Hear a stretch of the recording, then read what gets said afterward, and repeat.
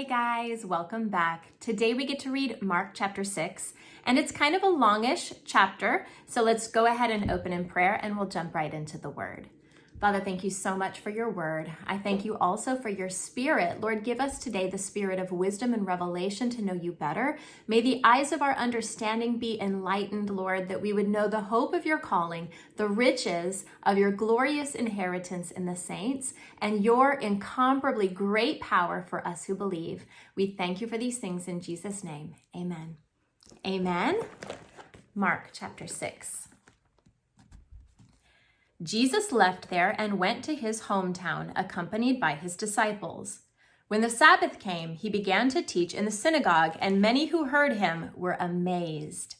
"Where did this man get these things?" they asked. "What's this wisdom that has been given him, that he even does miracles?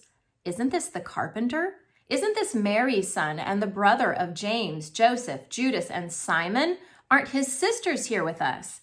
And they took offense at him. Jesus said to them, "Only in his hometown, among his relatives, and in his own house is a prophet without honor." He could not do any miracles there except lay his hands on a few sick people and heal them, and he was amazed at their lack of faith. Then Jesus went around teaching from village to village. Calling the 12 to him, he sent them out 2 by 2 and gave them authority over evil spirits. These were his instructions. "Take nothing for the journey except a staff, no bread, no bag, no money in your belts. Wear sandals, but not an extra tunic. Whenever you enter a house, stay there until you leave that town. And if any place will not welcome you or listen to you, shake the dust off your feet when you leave as a testimony against them."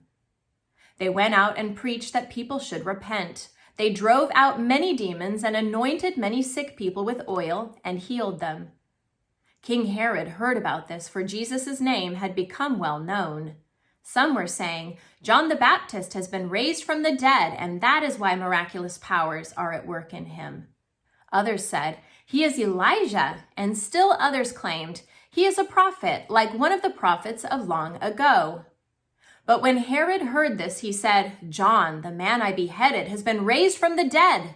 For Herod himself had given orders to have John arrested, and he had him bound and put in prison. He did this because of Herodias, his brother Philip's wife, whom he had married. For John had been saying to Herod, "It is not lawful for you to have your brother's wife." So Herodias nursed a grudge against John and wanted to kill him. But she was not able to, because Herod feared John and protected him, knowing him to be a righteous and holy man. When Herod heard John, he was greatly puzzled, yet he liked to listen to him. Finally, the opportune time came. On his birthday, Herod gave a banquet for his high officials and military commanders and the leading men of Galilee. When the daughter of Herodias came in and danced, she pleased Herod and his dinner guests. The king said to the girl, "Ask me for anything you want, and I'll give it to you." And he promised her with an oath, "Whatever you ask, I will give you, up to half my kingdom."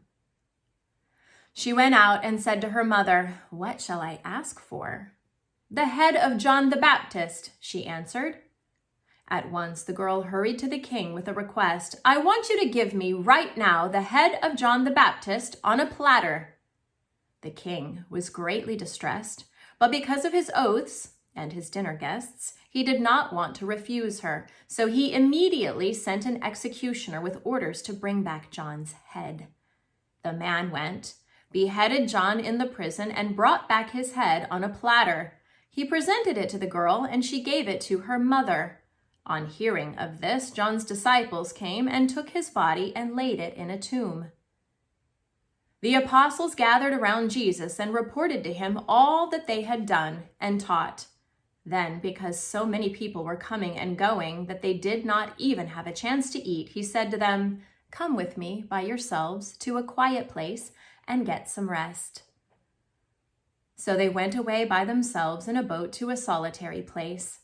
But many who saw them leaving recognized them and ran on foot from all the towns and got there ahead of them. When Jesus landed and saw a large crowd, he had compassion on them because they were like sheep without a shepherd. So he began teaching them many things. By this time it was late in the day, so his disciples came to him. "This is a remote place," they said, "and it's already very late. Send the people away so they can go to the surrounding countryside and villages and buy themselves something to eat." But he answered, "You give them something to eat." They said to him, "That would take 8 months of a man's wages. Are we to go and spend that much on bread and give it to them to eat?" "How many loaves do you have?" he asked. "Go and see." When they found out, they said, 5 and 2 fish. Then Jesus directed them to have all the people sit down in groups on the green grass. So they sat down in groups of hundreds and 50s. Taking the 5 loaves and the 2 fish and looking up to heaven, he gave thanks and broke the loaves. Then he gave them to his disciples to set before the people. He also divided the 2 fish among them all. They all ate and were satisfied, and the disciples picked up 12 baskets full of broken pieces of bread and fish. The number of the men who had eaten was 5,000. Immediately, Jesus made his disciples get into the boat and go on ahead of him to Bethsaida while he dismissed the crowd. After leaving them, he went up on a mountainside to pray. When evening came, the boat was in the middle of the lake, and he was alone on land. He saw the disciples straining at the oars because the wind was against them. About the 4th watch of the night, he went out to them, walking on the lake. He was about to pass by them. But when they saw him walking on the lake, they thought he was a ghost. They cried out because they all saw him and were terrified. Immediately he spoke to them and said, "Take courage, it is I, don't be afraid." Then he climbed into the boat with them, and the wind died down. They were completely amazed, for they had not understood about the loaves. Their hearts were hardened. When they had crossed over, they landed at Gennesaret and anchored there. As soon as they got out of the boat, people recognized Jesus. They ran throughout that whole region and carried the sick on mats to wherever they heard he was. And wherever he went, into villages, towns, or countryside, they placed the sick in the marketplaces. They begged him to let them touch even the edge of his cloak, and all who touched him were healed. Isn't that an awesome chapter? Thank you, Lord, for your word. Well, let's end with the word of promise from Mark 10:27, in which Jesus declares, "All things are possible with God." Amen. I'll see you next chapter.